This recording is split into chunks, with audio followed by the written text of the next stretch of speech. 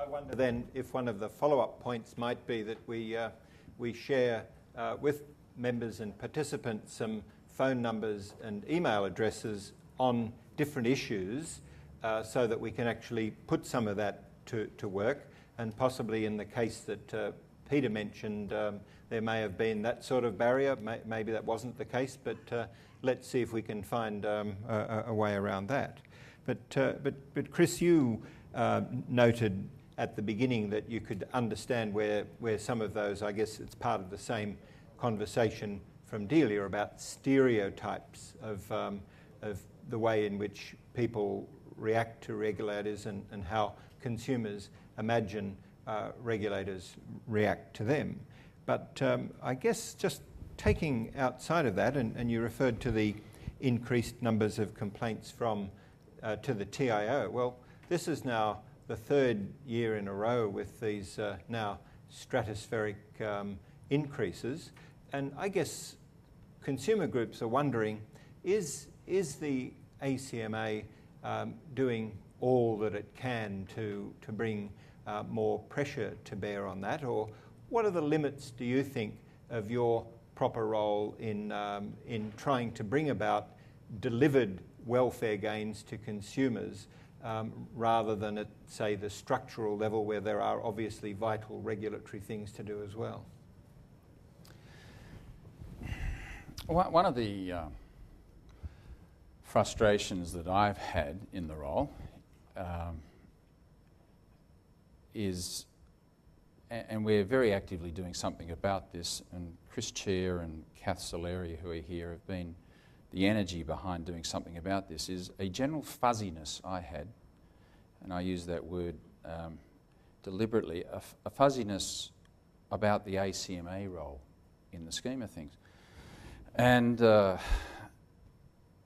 I've always thought, and therefore I've been very frustrated by the frustration directed at the ACMA, to be honest, because in part it means that we're not doing enough, it means in part that we haven't communicated well enough, and it means in part, probably, that those who are venting that frustration perhaps don't necessarily have any better feel for the landscape than I do with my fuzziness. And all of that is true. So we are making very, very genuine and solid improvements in a whole range of things, which you'll just have to take on trust from me this afternoon, because over the course of the next 6 months, in terms of what our view is on evidence-based decision making, and I'll be looking forward to that session after tea, but we have formed our view about what that represents. I prefer to call it evidence-informed decision making, but nothing turns on that this afternoon. About the way in which we think respondents to ACMA issues papers can better structure and feed in, and we have developed a draft of that we're about to release. We have, as a result of the disappointment of the statistics over the last 2 years in particular, reflected in the TIO's scheme, which we all know very well, gone back and looked at concertinaing our graded responses, starting from general investigation to prosecution, and we think we can do better by perhaps shortening and tightening that. So what I'm saying to you, Alan, is that look, the final point I would make is ever since I left the College of Law in June 1978, I've always been in private sector. And in one of my more recent roles, I had very strong interaction with a regulator, a regulatory body. And my experience with the regulatory body was that it was the most appalling interaction that I had ever encountered in my business. And in many ways, that was a counterpoint and one of the attractions to me of taking on this role, because I figured that there was extraordinary opportunity to do a lot better than what I experienced. And it was the low point. You know, having gone from being poacher to gamekeeper, I'm very well aware of what can and should be done. I'm actually extremely impressed by people who work in the public service. Before coming into it, I had a lot of preconceptions. There was a lot of stereotypical views. There were some urban myths. But everyone, and this is picking up a point that you just touched on, everyone in the ACMA, and obviously as chairman I look at it with rose-coloured glasses, but everyone is extremely well-intentioned and motivated. Everyone wants to make a difference, and they just need the encouragement, the support, and the plural of anecdotes to assist them to do a better job. And they want to do a better job, Alan. And I see ACCAN as a great opportunity for us anyway, in our relationship, to take the CCF and shape it into something a lot better than it is at the moment. It started off in its first year, I think we had a meeting. In the second year, I think we had 2 meetings. My feedback from the meetings was that it was pretty indifferent.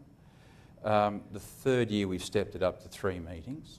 I got some feedback, but the last meeting was the better meeting. It's chaired by Chris Chia. Chris Chia wants to make an enormous difference, and you're only limited by your own imagination and energy. So there's that formal opportunity, but ultimately it's just a question of getting on the phone, having a chat, putting issues in a constructive way, having strong bilaterals apart from the formal. It's amazing what a difference attitude and a pragmatic approach can make. Perhaps that's the respect agenda again.